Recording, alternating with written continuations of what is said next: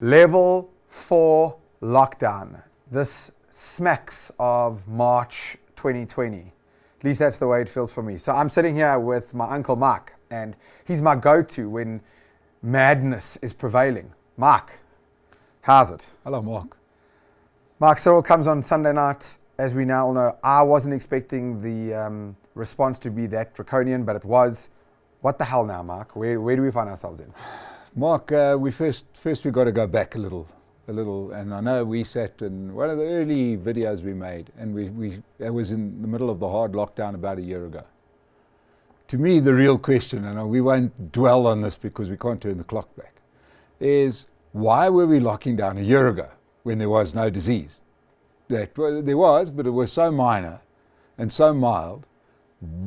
We basically, I made the analogy back then to a few people. It's a bit like, you know that you're going to have a battle tomorrow morning, a military battle. So you tell your troops to shoot at random now before the enemy's even on the battlefield. Yeah, to me, we've wasted the whole of 2020, whereas this is the moment where we actually need lockdown, a hard lockdown, because it is really spreading like wildfire. But we've wasted all the money. We've stolen all the PPE money. Businesses have shut already. Instead of saying we'll live with a mild sickness during 2020, and then when we have a bad bout, we'll shut down.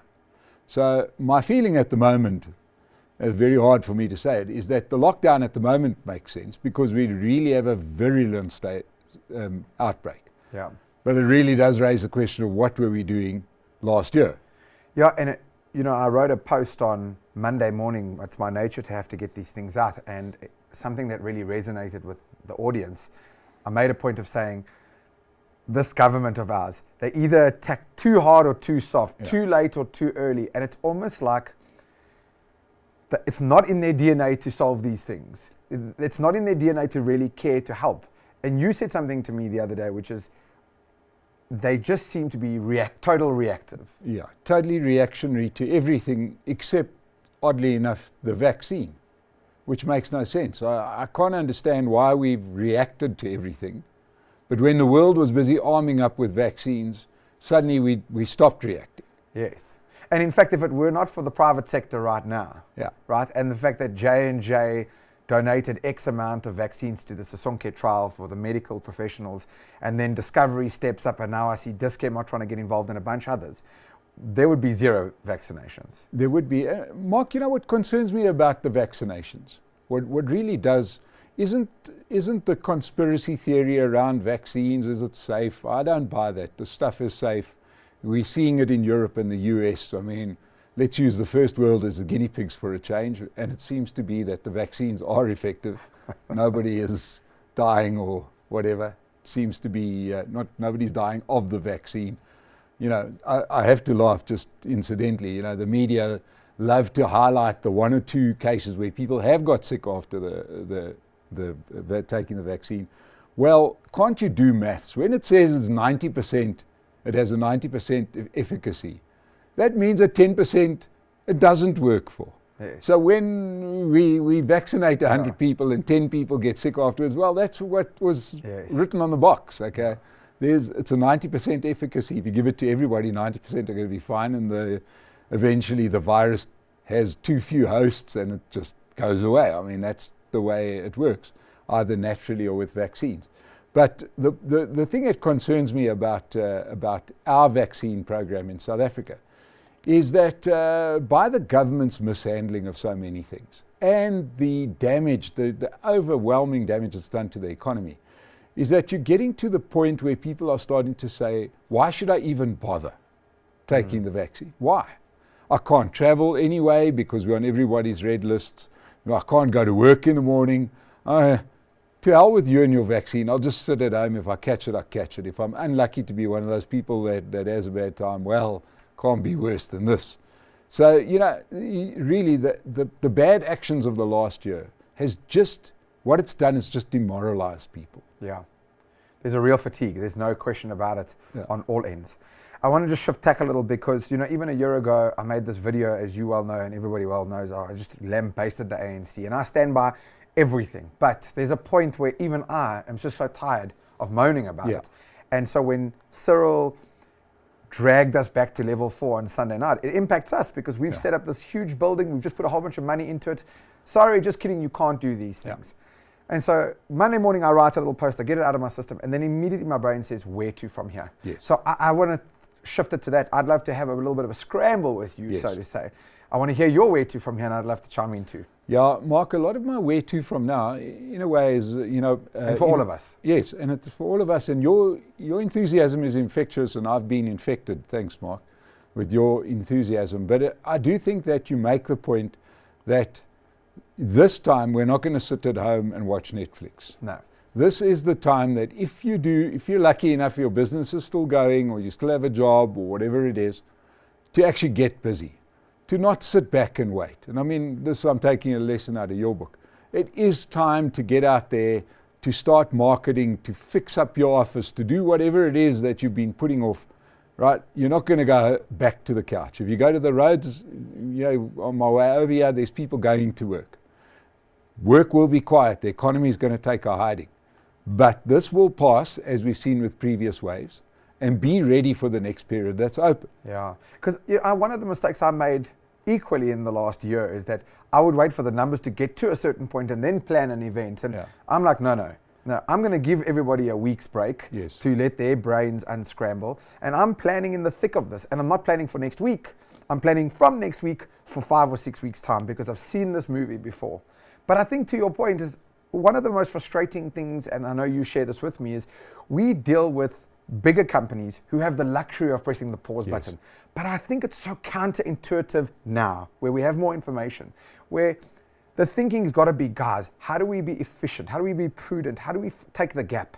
And so you find big companies, even the ones we've been dealing with lately, are like, just pause, let's just wait. No, now it's like we have to get on with it. Safely, securely, everything in mind, but we have to get on with it. And I want to grab everybody that keeps moaning, and you're right that the nature of the virus has gone quite viral right now. But there is a dark, ugly side to us not working too, and we're seeing it. Sorry, restaurants, you just can't have in-store trading. Okay, and what about all those waiters and waitresses who just won't earn a living, who live hand to mouth already? What should they do? Yeah. There's a very real side on the other side. So I keep wanting to grab people and be like, yes, the virus is real. And then on the other side, please, can we just keep going? Yeah. For everybody's sake, just figure out a way.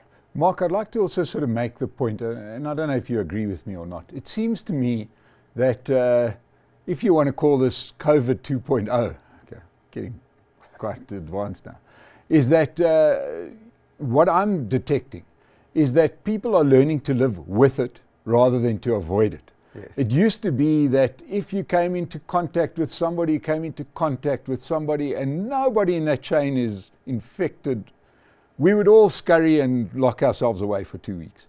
I think we've sort of grown to a better way of doing this. If you display symptoms, stay at home. If you're okay and you just happen to be at somebody, you happen to be with somebody else, carry on with your life.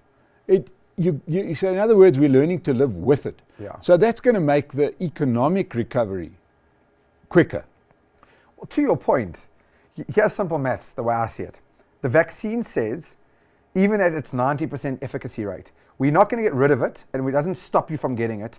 It stops you from having the terrible symptoms, from going to hospital or dying. And we're kind of seeing that data come through Europe and the US. Where even in the UK right now, followed, because I still have a codependency on London, it's like the numbers are actually starting to rise again, but the hospitalizations are minimal. Yeah. Okay, so the vaccine doesn't promise that we'll get rid of it.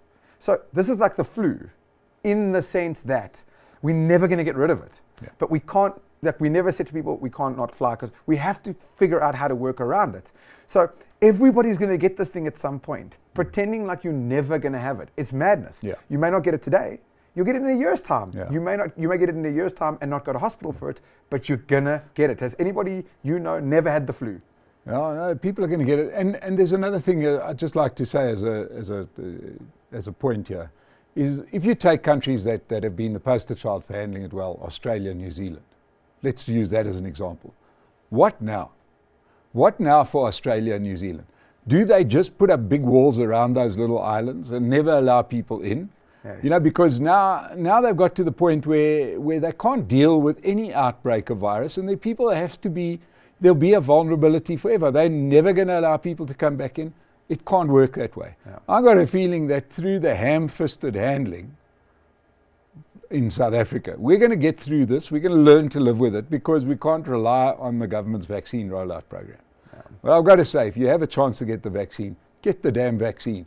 We're watching sport out of Europe and the US, crowds coming back, people at restaurants, and the numbers, as you say, in the hospitals are going down. The vaccines work. Yeah, I couldn't agree with you more. Mark, I love hearing your food for thought. We're going to shut it down. Do you have any last point? I'm going to give it to you. No, all I can say is this is definitely, we are going to get back to work sooner than we think. Be ready for it, and I'll tell you why I think we're going to get back to work sooner than we think. The government is running low on funds to steal. They need our tax money. So they're going to put us back to work as soon as possible. Get your company ready. Actually, I do want to end on one point. I want to end it on the emotionally infectious point. I have seen something this week that was just beautiful to me.